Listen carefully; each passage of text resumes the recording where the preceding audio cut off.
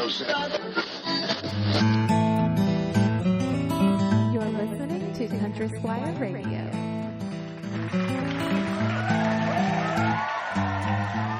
Welcome, Country Squire Radio. I'm Bo. And I'm John David. JD. Hey, Bo. Good morning, man. Man, how you doing this morning? I'm pretty good. Pretty good. It's a good little nip in the air. And man, Dude, this is like good smoking weather it right caught me now. off guard, man. Yeah. I mean, yesterday the high was 89, I think. And this is Mississippi, man. It just came through. And this morning I woke up, I was like, why am I so cold? I turned the heater on in my room. I was like, really? And then I realized that, man, it's that time of year. Yeah, it's just cool, to man. see that. It's great. All right, well, man, we are talking about a subject that we love talking about here, and that's pipe culture. Yeah. Now, if you've never actually listened to one of our episodes on pipe culture before, go back. This will actually be Pipe Culture Volume 3.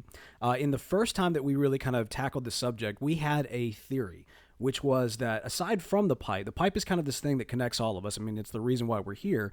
But at the same time, there are other aspects of it, things perhaps on the fringe, perhaps closer in, but there are common interest, common threads that connect us beyond just the pipe. And a lot of that has to do with what we're doing when we, smoke our pipe. That's right. Or what brings us to it and otherwise. So in Volume 1, we kind of, we took in all of this feedback and some thoughts, and we kind of addressed that question, what is pipe culture?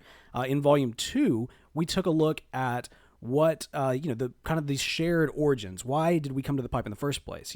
Are there shared stories? And we discovered that, yes, a lot of us actually have various things that brought us to it, but there is a lot of commonality there. Mm-hmm. Now, in Volume 3, what we're going to do is we're going to take a step back. Now, originally we discovered if you kind of look at pipe culture as a big circle, inside there's kind of four intertwined circles. I think this visual image really helps folks. I think so too. And these are aspects of, when you're smoking your pipe, it kind of relates to these four different categories, which are relaxation, recreation, thoughtfulness, and craftsmanship. And, it might be a combination of the two. It might be just specifically one. It might be a combination of three. But those were kind of some things that we kept on hearing about when we first opened up the question of what is pipe culture. And so in Volume 3 and for the next four of these, what we're going to do is we're going to take one of those circles and we're going to kind of dive into, people's experiences and why a particular thing means something to them while they're smoking a pipe. And specifically today, we're going to look at craftsmanship. Yeah. Now, we for the last several episodes, we've been putting out there, send us your stories. And man, every single time we do one of these episodes, we used to get like some thoughts and some theories and maybe a paragraph. And now we're getting essays. I know, it's incredible. It's striking a chord with people. I think so. And maybe we can spend a little time defining kind of what craftsmanship idea is. It's what is it that you do that tugs on your heartstrings that you happen to do with your pipe? Maybe it's your job. Maybe it's a hobby. Right. Maybe it's something you do with your hands physically. Maybe it's writing. Maybe it's computer programming or whatever it might be. What is that craft that you practice that you're good at that feeds your soul, that your pipe also contributes to, both your creativity and your focus maybe or whatever. Those are kind of the things we want to know about. Yeah, absolutely. And, we did kind of leave it intentionally open-ended because we wanted to hear, your thoughts. And I think that sometimes, especially with a category like this and really kind of a subject matter like this, it helps to kind of open up the floodgates and, almost let it be a Rorschach test, Rorschach blot. And, like what do you see here? What do you see here? Because that's when we get some really interesting stuff. One thing that I think before we really dive into the various aspects, Woodsman's Briar on our pipe tobacco community made a great observation, and that's that the pipe community as a whole is very much filled with creatives and with craftsmen. And in fact, the community itself is actually a craft. When you look at what kind of the pipe community is, the pipe clubs, the online community, the YouTube community, just all this various aspects, it really is a craft that not only are individuals going in and creating and managing and that sort of thing, but really as a community we've come together and create. And it's an interesting perspective because I hadn't thought of it in that way, but he's absolutely right. That makes a lot of sense. Will you actually read that little excerpt? Yeah, sure thing. Woodsman Briar says, there are those that create beautiful crafts for others to enjoy, maybe a nice tamper or a beautiful pipe. We have those that create communities and help run them. We have people that get together and have a weekly meeting of their pipe club at their local brick and mortar. Anyone that picks up a pipe and enjoys it adds to this. as a whole, what pipe smokers have created is an amazing thing. The YouTube community, podcast, word of mouth, get together, online forums and clubs. Truly, that's an astonishing feat. Yeah. And he says, note the community itself is the craft. You know? It's fantastic. Yeah, great observation there. But yeah, so beyond the community itself, I mean, there are various people who are making all kinds of things. And Jeff, who is actually a writer. Yeah, I really love this. Yeah, we talked to Jeff a while back. He's actually working on a book, and he interviewed us. So as that gets kind of closer to release, we'll have more information about that. But he notes that really craftsmanship is a celebration, and it's really a relationship. He points out that when a true craftsman practices their craft, they are transferring value into what they're working on. And the best part is that can be transferred to anyone who experiences the work. Isn't that interesting? I know. Think about that. That's a really powerful thing to absorb there. I mean, basically what you're doing is you're taking spirit, and it's interesting the sense that you take spirit, you put it into whatever you are crafting and loving and designing, and all of a sudden on the other end that blesses someone else, which enriches their experience, and perhaps they go on to do a similar thing. I just think that whole concept is really interesting. Yeah, that it kind of builds, inspiration builds on one another. Yeah. It's in fact, many projects, I mean, almost every single project that is today, nothing's new under the sun. Yeah. And so everything is almost like the great grandchild of somebody else's, Isn't that wonderful? Story, art, creation, whatever. And he goes on to say the best part is that it can be transferred to anyone who experiences the work. Yeah. It's the reason we love art. Why we all know the differences between a homemade and a store-bought cookie. Yeah. I think that's beautiful. That makes a lot of sense. Yeah. He says that the kind of the connective tissue here is that he thinks that it's one thing that attracts people to the pipe and pipe smoking in general is that enjoyment of the craftsmanship's work and particular care that went into the tobacco and the pipe itself. The gift the craftsman puts into the work is received by the smoker. Man, Jeff, I can't wait to read your book, buddy. Golly, no kidding, man. What a bard. That's great. That's great. And so I love that, though. I mean, it's easy to look at, when it comes to pipes and when it comes to kind of the craftsmanship that goes into creating the pipe, that's one aspect that's really easy to see. Right. But he actually notes, too, is about the tobacco itself, is that the blend, when you're crafting a new blend, there's an aspect of that. You've talked several times being a tobacconist and being someone who's created a lot of custom blends. You talk about the process that you go through and where your mind was at the time and what your goal was and what you really wanted to present. And I mean, I know you, man. I've seen you work. You get really, really into it and very, very particular. It's like clear the shop, bring out all my tobaccos. It's like let me muse on these things, right? And then I come up with Pilgrim's Muse. That's right. it really is interesting. It's one of those things that it's inspired by a lot of different things, and then your hope and your even prayer is that in some of those things that kind of you poured into it comes out on the other side, that when people experience that tobacco, or I know for pipe carvers when they experience that pipe, man, you want it to bless them. You want them to feel that same feeling, that same thing. And so, I mean, not that, all tobaccos are for everybody, but man, something about it, you just, I'm hoping that when I, develop and tweak this tobacco, refine, and then finalize the recipe, that, man, on the other end, it's just gonna help someone. Yeah. Oh, it's awesome, man. man. Gives me chill bumps. I'm gonna go make a new one today. Oh, dude. We need to finish mine. I'm working on a couple. We do need to finish yours. I'm working on a couple. All right. Well, we have also, we got some great feedback too from the mindset of the pipe as used as a relief in the midst of crafting. That's right. As well as a motivator towards perfection, which I found to be a really interesting contrast to one another. We opened it up. We wanted to be very specific that we weren't just talking about sitting down and building a canoe, which is awesome. And there's several pipe smokers who enjoy woodworking and that sort of thing. Right. But we wanted to open it up to people who are sitting down and actually crafting in the digital realm as well. That's right. We know that we've got a lot of coders that listen to this show. Nathan Griffin actually writes in saying, coding is often less about cracking a code and more about thinking through problems. Stepping away and breaking out the pipe gives me something else to do while thinking over something that I'm stuck on.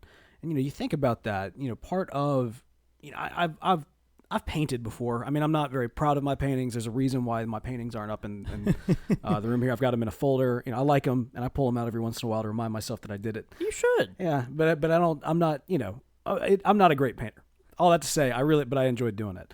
But even still, I remember getting to the point where I got something down, and I got part of the painting correct, and it's like, okay, if I make one wrong brush stroke, everything that I've done at this point is just destroyed. Which is man. Not the right mindset to have while you're painting, mind you. Right. But and probably why I don't paint anymore. But like, I remember, like, that was one of the reasons I enjoyed smoking while I was painting, because I had my church warden pipe. Right. I would be able to kind of take a step back because I would be stressed out about not making the wrong brush stroke. Yeah. And I would be able to enjoy my pipe and kind of relax and then get back to it. Well, and as Nathan discusses, it becomes a part of the creative process. Yeah. It's part of that system in which, okay, I'm working on this issue. I've got maybe a block or maybe something where I, could go in a few different directions and I'm unsure. Let me puff on that pipe and see if I can get some clarity. Yeah. I really like that. Absolutely. Now, to kind of counter that, and not really counter, but just kind of on the flip side, we've got Scowling Intensified from the R pipe tobacco community. He says, I served a sort of mock apprenticeship under my dad in carpentry, and I would say the thing about pipes is that they inspire me when they're done so perfectly that they invite inspection. In carpentry, and the most major craft finds that stress functionality above form. Let's see. Actually, you can skip down to where I've got it. Yeah. Looking at a great pipe is a constant reminder that good enough isn't always good enough. It's a drive to try harder and do better. What an interesting point, and I'm so glad he brings that up. When carvers come in with their exquisitely carved pipes, those are the pipes that I'm constantly looking for the flaw on. Yeah. I'm not looking for the flaw as much on, the basket pipe or the low grade Peterson or something. I'm looking on that flaw. I'm looking for a flaw on those pipes that were carved in someone's backyard. Yeah. Ooh, because someone's heart and soul went into that, and that is so fascinating to me. Or even, it was great this past week we had a gentleman from New Orleans come in and to come and talk with us.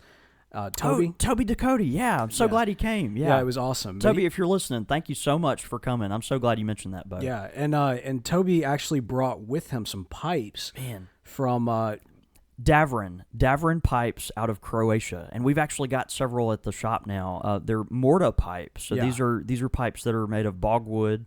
We have an olive pipe and also a briar pipe. And we're gonna at some point in the near discuss future, those too. Yeah, we'll definitely talk about Morta, because this was the first time I'd kind of heard about pipes made of bogwood. Yeah. But the great thing was, when he brought all these pipes for you to take a look at, I'd never actually seen you looking at merchandise from the standpoint of what's going into the shop. Oh, okay. And so, I've never, you got your gloves on, you got your thing on, you started looking at the pipes in ways that I would have never looked at a pipe before, because you were looking at it to see what kind of quality this is. And, like you said, it was the style, the art form was so perfect on a lot of those pipes that it invited that kind of inspection. It did. I love how Scowling Intensified says that. It invites inspection because it's like, look, I'm throwing my best out there. Bring it. I want you to bring the magnifying glass. I like that a lot. Yeah, I love that. That's great stuff. So pipes can be a creative relief, and then also just the craft of the pipe itself can also drive towards perfection. Pipes as an inspiration is something that I think that when we look at craftsmanship and we kind of talk about art form in general, it's something that we can all understand. And in fact, as I think about a lot of the projects that I've worked on, the pipe has played a large part of that, sitting down and thinking through, for example, I do a webcomic. I write a webcomic with a buddy of mine. That's right. And, I really enjoy doing that. But I will get to the point, I'm actually at that point right now where I've written several different scripts. I've got every single character has gone on their certain little arc. And now I need to kind of figure out, I need to take these characters and do something a little bit more with them. Okay. And I haven't yet figured out what that is. And so, I need to, part of the process is I just need to find the time to sit down on the porch. Time to pull out the Parsons blend. Pull out that Parsons blend and get to work. You know what I mean? And that's because that can be a good, process of taking out everything that's there. It's interesting. Yesterday during the storm, we had a power outage. Yeah. And the funny thing is, where we live, the power tends to only go out. It's like me and 3 other houses. Everybody else constantly keeps their power for whatever reason. It's always us. It's because it's an old neighborhood, and I'm sure we're on some sort of old, connective whatever. But regardless, I was about to sit down. I was actually about to work on the shop talks from a couple weeks ago. Yeah. But I couldn't edit. I couldn't record. I couldn't work on show notes. I couldn't do anything that I normally do. And so I was like, you know what? This is a rare opportunity where I am being forced out of technology. And this is a good place. I actually thought about it. If I wasn't watching my daughter, I was actually thinking like, this is the time when I would pull out the pipe, sit on the porch. Yeah. Because this is almost an opportunity. Exactly. Yeah. And so when you're able to do that, when you're able to step away from kind of the monotony and the technology and everything else that's kind of pulling you away, that's really what the pipe's about. And it's about finding that inspiration. It forces you to do it. Yeah, absolutely. It's really nice. Woodsman's Briar also mentioned that pipe smoking seems to be one of those activities that does inspire, either as the direct result of sitting back and enjoying a quiet moment or getting together with friends and talking pipes and generally having a bit too much to drink. Another fine way to find inspiration as well. That's right. That's right. Fantastic. We take Jason's? Yeah, and also from Jason Brown, Cigar Box Guitars project for students in our 4-H program. Yeah, okay. Let me set this one up. Have you read this one yet? I haven't. Yeah. Jason, he actually does these projects with his students where he takes cigar boxes and he'll make cigar box guitars. Right. Now, you're familiar with cigar box guitars. Absolutely. I think most people are. We have them in our shop regularly. We've actually got one in the shop that's got an amp in it. They're beautiful. Yeah, and I mean, it's so cool because I've seen them before, but I've never really... This is terrible. I've never really realized they were functional. Yeah. I thought that this was more of just an art form. Right. But yeah, both. Go ahead and read what he says. Yeah, he says, Cigar Box Guitars, project for students in our 4-H program. The artistic task of sitting and thinking about what a box and style of cigar box guitar the customer would like and to be excited by is something that makes it my hobby so very rewarding. Much like someone who crafts a pipe for someone specifically, it can be a challenging and rewarding art. Along with cigar box crafting, I also had the great pleasure of restoring my great-grandfather's cane that was given to me after my grandfather's death. Let's see. While working, my pipe of choice is my Missouri meerschaum filled with a nice English or Balkan of some kind. The reason being is, to me, nothing says working with your hands to craft something from wood like a good earthy blend. I use the Missouri meerschaum as most do in work-related exercises because it says guy working in his wood shop like no other pipe. But also because if it gets dropped or messed up in the work, it's a small loss. Right. I love that, man. Earthy blend. Yeah. It's golly, good. Man, no kidding. I mean, just some of those tobaccos in the most pleasant way I can describe taste like dirt. And I love it. I love it. It's appropriate. So good. Yeah, that's great, man. And then last but not least, this is really great. We've got a listener, Joe, who, because we were actually taking on this topic of craftsmanship as it relates to pipes and pipe tobacco, he's got a YouTube channel where he does a lot of do-it-yourself type of projects. Yeah. And the funny thing is, he's not himself a pipe smoker yet. But he listens to us and he was inspired, so he actually got a kit and made his own pipe. Oh, that's fantastic. Billiard-looking pipe, really, really beautiful. There's it's like a 9-minute video on YouTube. I really strongly encourage you to check it out. It's great because when he starts up the video, his phone's in the background. It's kind of blurred, but you can see that he's listening to Country Squire radio, which is pretty great. So check. We're gonna post that out later on this week. So we want to make sure you guys check that out. And then of course, Cameron, who listens to the show, she's really big into painting, and she's actually painted some different pipes over time, and they look really, really great. I know we've shared that before. But seeing kind of that inspiration, not just sitting back, smoking the pipe, thinking about what you're going to do, but actually letting it actually inform the art you're doing. That's right. Much like Joe, who made his own pipe, and also much like Jason, who took the cigar boxes and turns them into guitars. I love it. It's really, really great to see. So it's kind of a hodgepodge, man, but but that's okay because that's really what the smoking community is about, and that's really what kind of craftsmanship is about. It's really kind of a hodgepodge of what you bring in and what it is you're ultimately creating. I mean, if you take a second to look at every single thing that surrounds you right now, somebody created that. That's right. And more often than not, unless it was just, some of the stuff that you have is, like I'm looking at a fold-up chair. That was made by a machine. The fact of the matter, though, is at some point somebody sat down and put put pen to paper and designed what kind of little design was going to be in the chair, and how it was going to make sure that when you sat down into it, it's not going to fall apart. And even the engineer that made the production line for that to go on, the complicated systems that it happened. I mean, everything behind, the way we live and our daily interactions has a story. It's important too, because in the world that we live in right now, where we have all these kind of digital relationships, and everything's kind of been digitized. Yeah.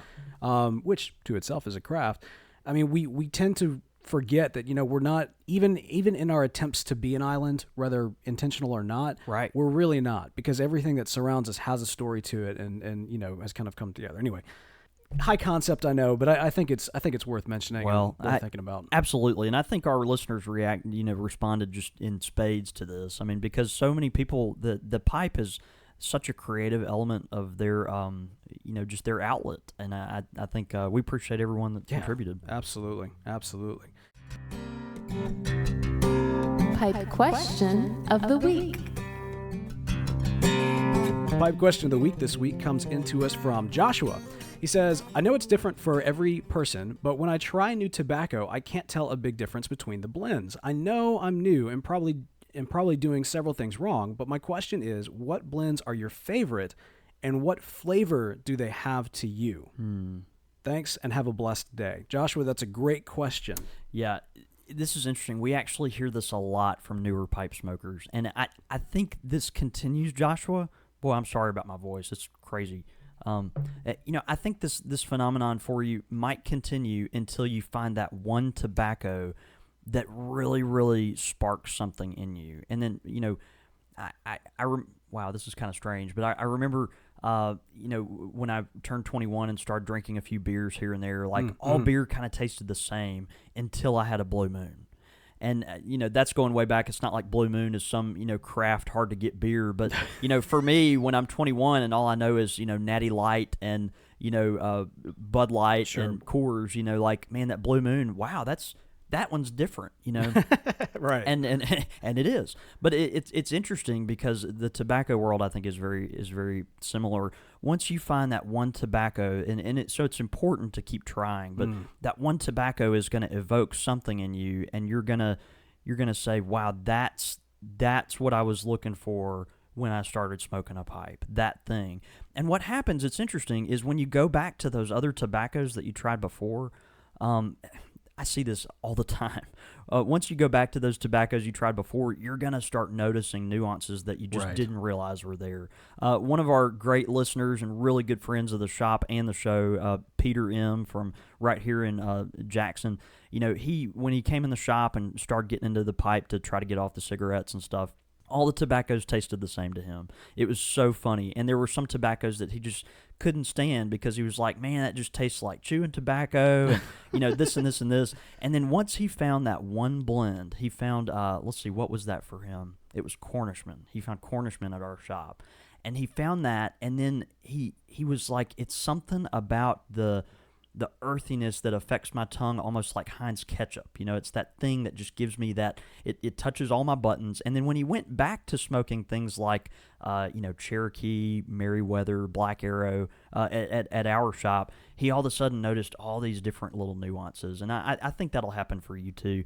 As far as, some of our own favorite blends, Pilgrim's Muse, for instance, is one I've been smoking a lot of recently. And actually I've been monkeying with the formula just a little bit. I've got it exactly where I want it now.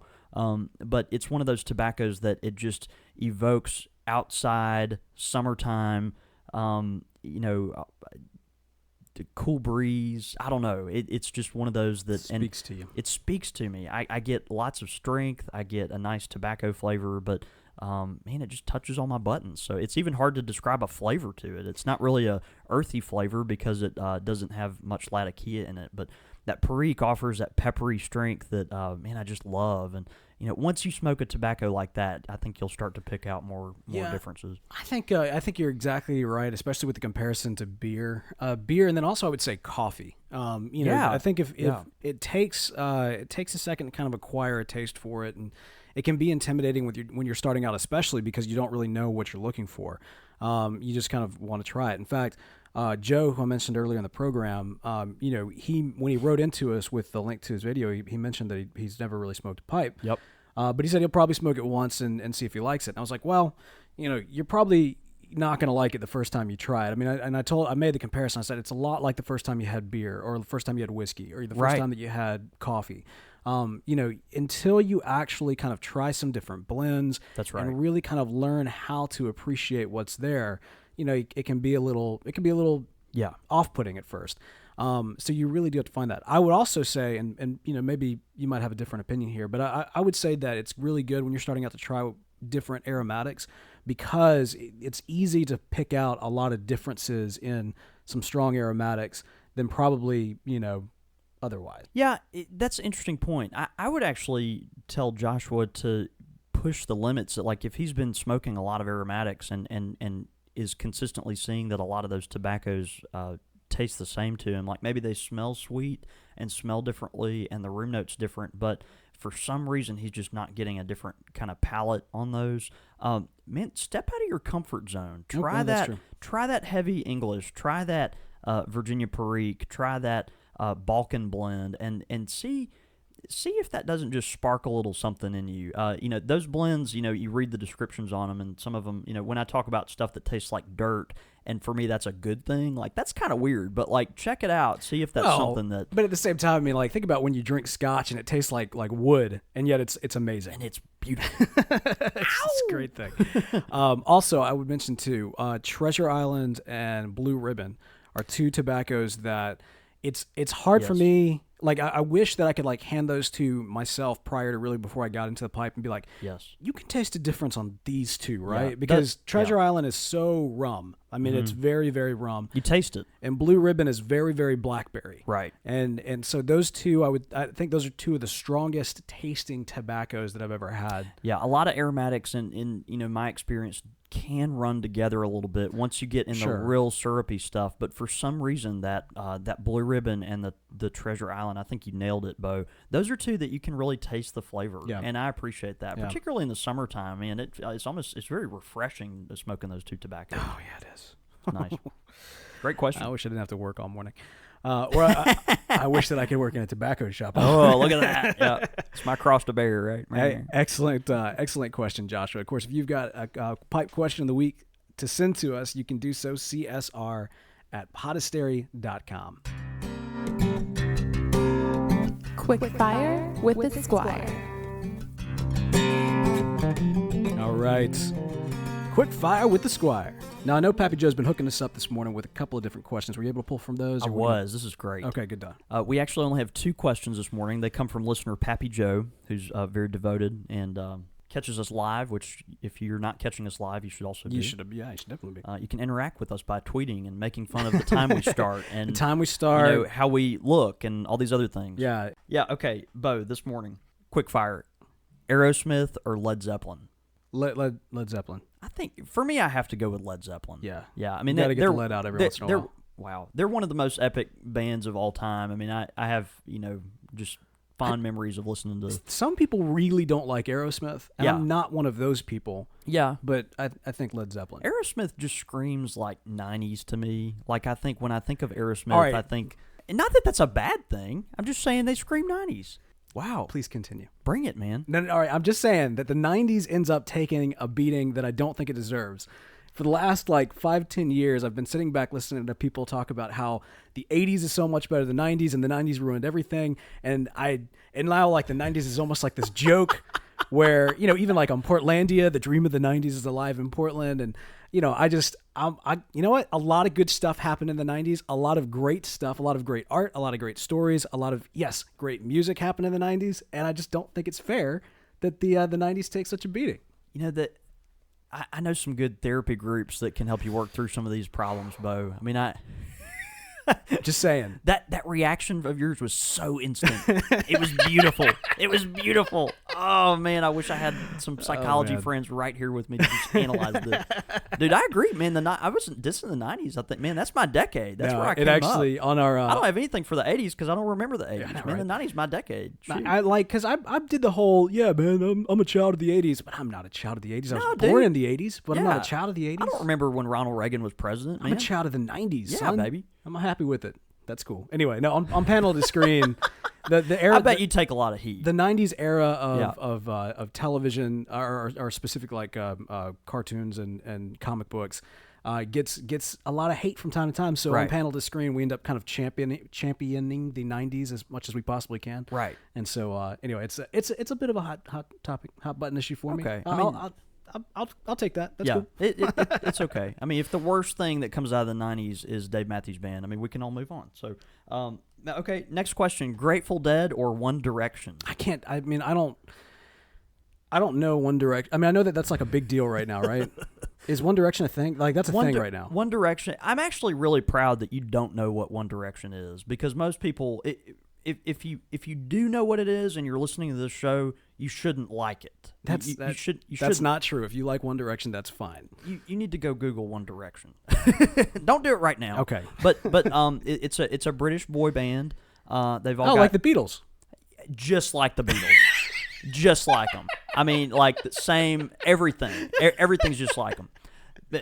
Wow. Yeah, but really, like big hair, like the Beatles. Lots of tattoos. Do the Beatles have tattoos? I don't think so. Okay. But they probably do drugs. I don't know. But but they're just anyway, like they're one of those things where they go out there, they probably have not written a word that they sing, and I mean that's you have to go with Grateful Dead. Yeah, okay. I mean, I don't. The thing is, I don't know One Direction. I really am not a Deadhead. I don't really like what's one of Grateful Dead's songs. I know of the band, but I can't place them with their music. To be honest with you, I'm not a Deadhead. There you go. So, I mean, I would assume I have to abstain from. But the I have question. a visceral reaction to One Direction. Fair so enough. By default, I wish some of my therapist friends were here to deal with that visceral reaction. Yeah.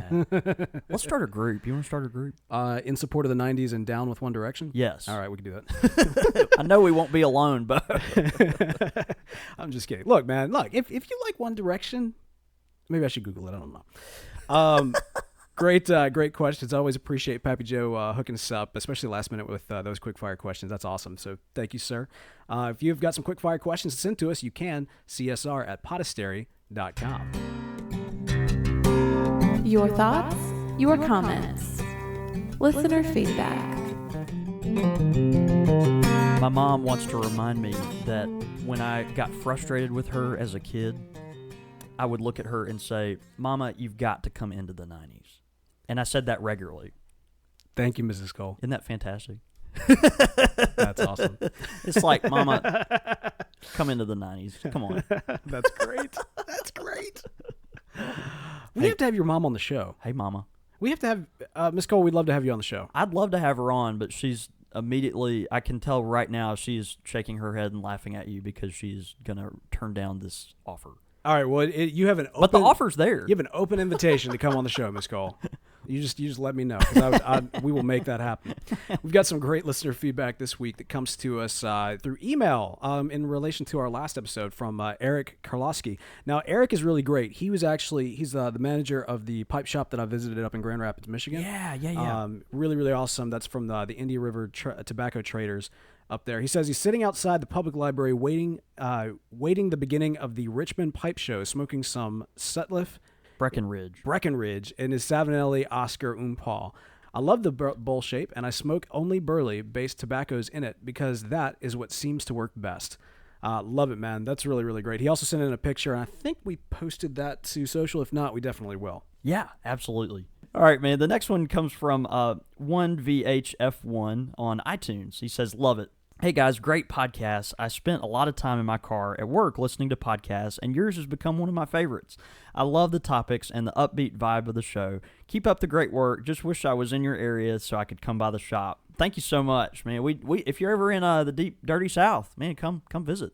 Man, we love getting this kind of feedback. It's really, really awesome, especially those iTunes reviews. They are one of the best ways that you can help support the show, and it doesn't cost you a dime. So if you haven't already, head on over to iTunes and write us a review. You know we love listening, reading them on the show, and it really helps us out a ton. Man, we've had a fun show tonight, kind of a hodgepodge all over the place, but I think the final product should end up being pretty good. I had a blast today. Craftsmanship is a fun thing, man. Yeah. I mean, a lot of what we both do, you being the tobacconist, constantly crafting new blends, me kind of working in this digital realm, creating Podastery and the various podcasts and even a webcomic, it all kind of goes into it. And it does. I know it's a subject matter that's near and dear to our hearts and one that we definitely enjoy talking about.